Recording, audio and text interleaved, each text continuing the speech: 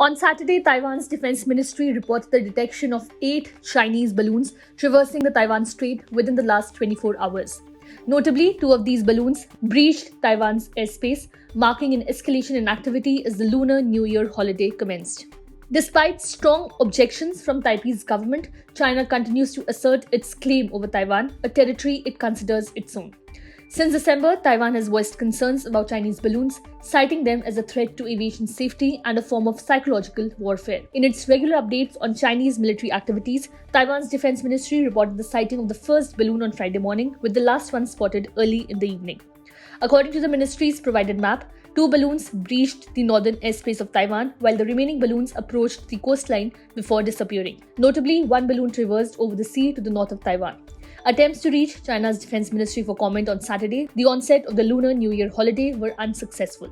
Last month, despite Taiwan's repeated complaints, China's government dismissed concerns regarding the balloons, asserting their usage for meteorological purposes and discouraging their politicization. This incident adds to the ongoing tensions between the two sides, exacerbated by frequent operations of Chinese warplanes in the Taiwan Strait, often disregarding the previously recognized median line that delineated a tacit boundary between the two territories, an indication of China's refusal to acknowledge its existence. Taiwan last month elected Vice President Lai Ching-te as its next president, a man China describes as a dangerous separatist. Lai, who takes office in May, has offered talks with China, which have been rejected. He says only Taiwan's people can decide their future.